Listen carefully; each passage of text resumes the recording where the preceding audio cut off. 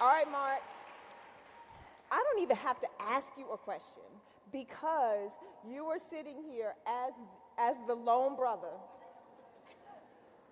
What do you feel? What does this feel like? Just tell us, like, straight from your heart. What does standing in this moment feel like?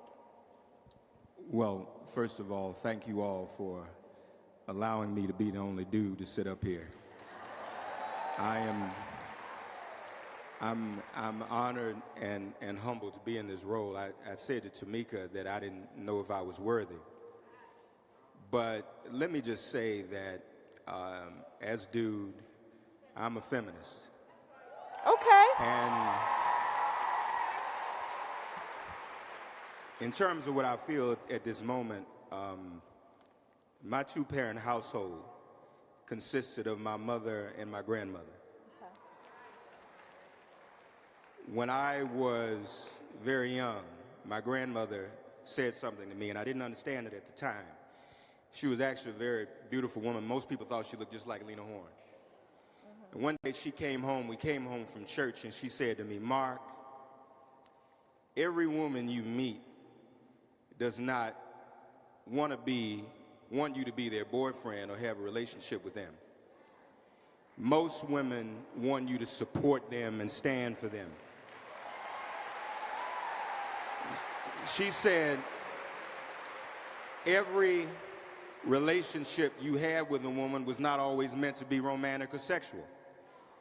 And I internalized that, but I didn't really know what she meant. And looking back on some of the things we're hearing in the news today, I have a feeling my grandmother probably had experienced what was always commonplace. If not assault, there was always been harassment. Always. But she came from a generation where you couldn't talk about that.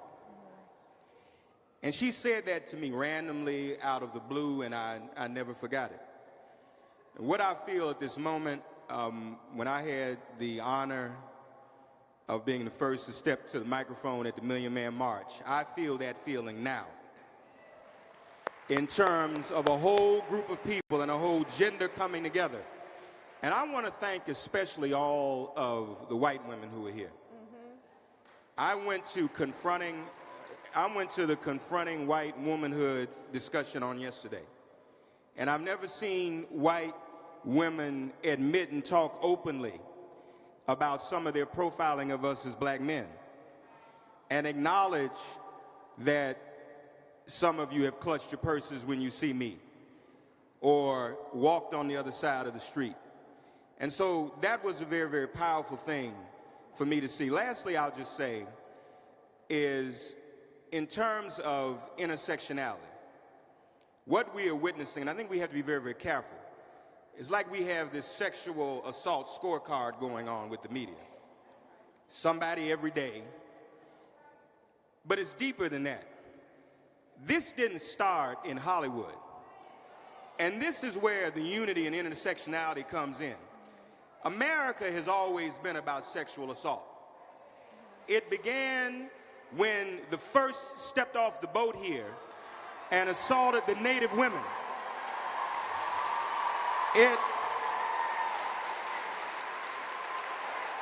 It continued throughout slavery with my great-great-great-grandmother on the plantation.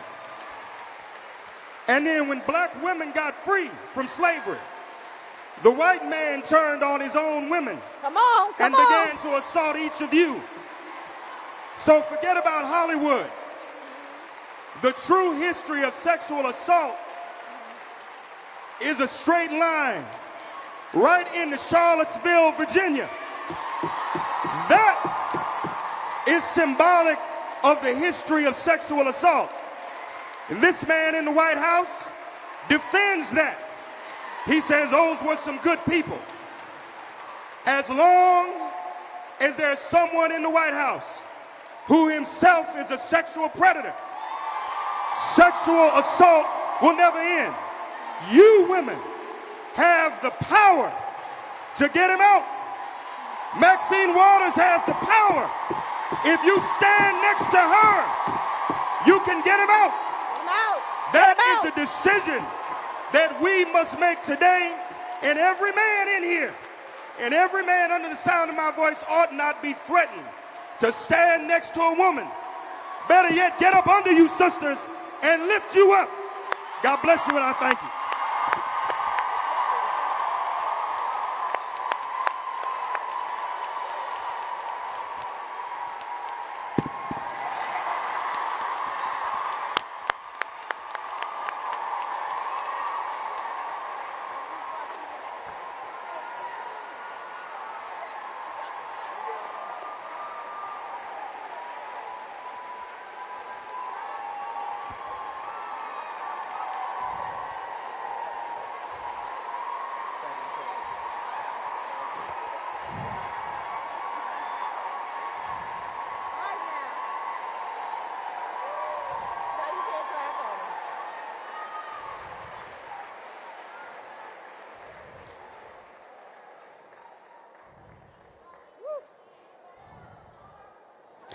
I guess y'all don't mind that man being on the panel. Give it up for my man, Mark Thompson.